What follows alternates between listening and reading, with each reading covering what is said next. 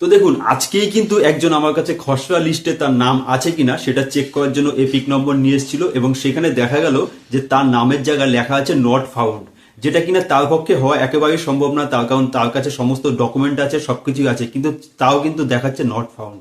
তো আপনার সঙ্গেও কি এই প্রবলেমটা হচ্ছে? এই যে প্রবলেমটা, এটা কি করে সলভ হবে? এই প্রবলেমটা যদি আপনার সঙ্গে হয়ে থাকে, তো এই প্রবলেমটা সলভ করার জন্য কিন্তু ভিডিওটা শেষ অবধি দেখতে হবে। আমি কিন্তু আজকে আপনাদেরকে একদম নিজের রিয়েল এক্সপিরিয়েন্সের কথা আপনার সঙ্গে শেয়ার করব।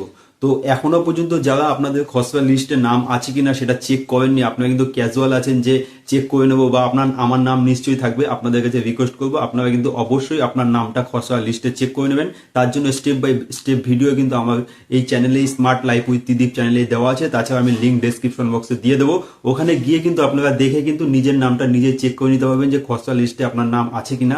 তাছাড়াও কিন্তু আপনার বুথে কার কার নাম বাদ গেছে সেই লিস্টটাও কিন্তু আপনারা খুঁজে পেয়ে যাবেন। সেই সম্পর্কিত ভিডিও কিন্তু আমাদের চ্যানেলে আপলোড করা আছে, আমি কিন্তু লিঙ্ক ডেসক্রিপশন বক্সে দিয়ে দেবো, ওখানে গিয়ে আপনারা চেক করে নেবেন। তো চলুন দেখে নিই যে এই যে প্রবলেমটা, যেটা আমি বলছি যে আপনি যখন আপনার এপিক নাম্বারটা দিচ্ছেন সেখানে কিন্তু নট ফাউন্ড যেটা আছে সেটা আসছে। তো সেক্ষেত্রে আপনি কিন্তু নিশ্চিত আপনার নামটা থাকা উচিত, কিন্তু কেন এই নট ফাউন্ডটা আসছে? এই যে আপনার যে এপিক নাম্বার যেটা আছে সেটা কিন্তু চেঞ্জ হয়ে যায়। সেটা কি করে সম্ভব? আপনার যদি কার্ড অনেক পুরনো হয়, 1990 আগে, সেক্ষেত্রে কিন্তু আপনি যদি পরে কোনো রকম ভাবে আপনার যে কার্ডটা আছে সেটা নাম হোক বা অন্য কিছু ডেট অফ বার্থ সেগুলো কারেকশন করে থাকেন কিন্তু আপনার মনে নেই, সেক্ষেত্রে আপনি যখন চেক করছেন এপিক নাম্বার দিয়ে, আপনি কিন্তু সেই পুরনো যে কার্ডটা আছে সেই কার্ড দিয়ে যখনই এপিক নাম্বার দিয়ে আপনি চেঞ্জ করতে যাচ্ছেন, সেক্ষেত্রে কিন্তু আপনার যে খসড়া লিস্ট আছে সেখানে কিন্তু নট ফাউন্ডই দেখাবে।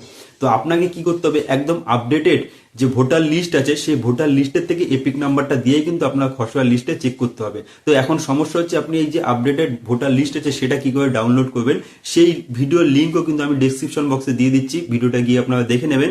দেখে ওখান থেকে আপনারা কিন্তু ভিডিওটা দেখার পরে একদম সহজ সরল ভাষায় স্টেপ বাই স্টেপ বোঝানো আছে, খসড়া লিস্টটা আছে সেটা ডাউনলোড করে নিতে পারবেন। এবং তারপরে যে কারেন্ট এপিক নাম্বারটা আছে, এই এপিক নাম্বারটা দিয়েই কিন্তু আপনি খসড়া লিস্টে চেক করবেন, দেখতে পাবেন যে আপনার যে নামটা সেটা কিন্তু খসড়া লিস্টে অবশ্যই থাকবে।